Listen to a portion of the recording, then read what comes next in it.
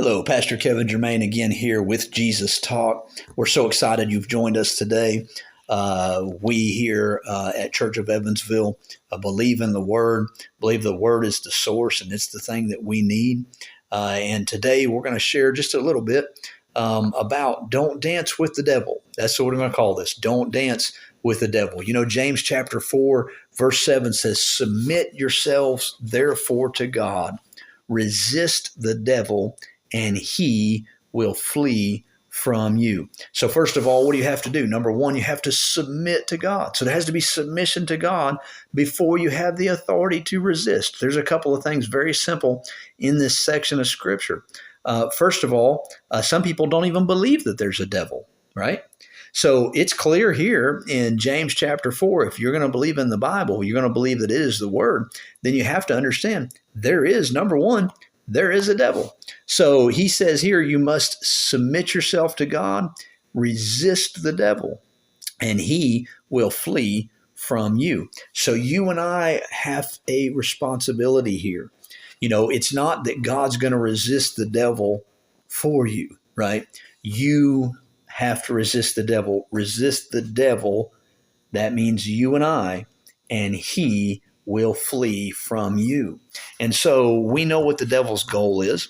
The devil's come to do what? He's come to steal, to kill, and to destroy. John chapter 10, verse 10. So, but I have come, Jesus says, to give you life and that more abundantly. So John 10:10, he says he's come to steal, to kill, and destroy. So you can break it down this simple. The devil has come to subtract and divide.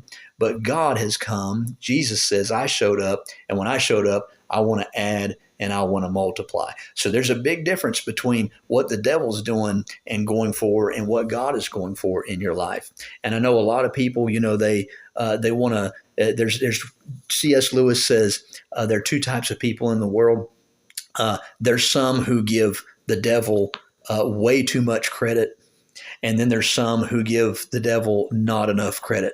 Right. So in other words, you've met people that they see a devil behind every bush. Everything's a devil, no matter what. It's always there's a devil involved in this. There's a devil involved in that. And a lot of times it's just our own flesh. It's just us needing to resist the flesh, us saying no to the desires of the sinful flesh. Sometimes that's really a big part of the time what we need to focus on. So some people, they invest too much into saying it's all the devil's done this and the devil. You ever heard the devil made me do it? No, the devil didn't make you do anything. You chose that response, right? You hear those that same concept is, well, so-and-so made me mad, or so-and-so frustrated me. They made me mad. No, they did not make you mad. You chose that response. That is the response that you chose. And you hear people say, well, I just don't understand, or you don't understand. You don't know what I'm going through. You don't understand all of it. Okay, you know what? The fact of the matter is many, many times when people roll to that, it's just they want to entertain the flesh, and they're not willing really to say, you know what? It's God. It's him first, and I'm going to turn and I'm going to look towards the Word. I'm going to look towards the Lord. And really your answer is always in the Word. Your answer is always rooted in the Spirit of God. See, I don't care what the question is.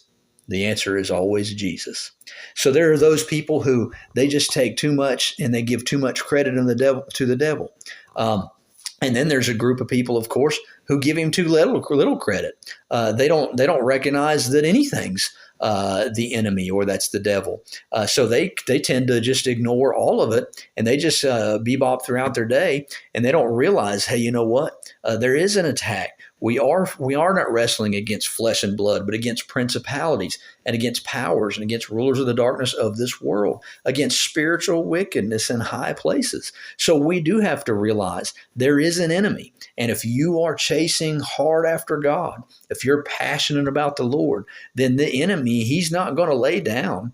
He is going to push. He's going to push, and he's going to try to get in an inroad with you.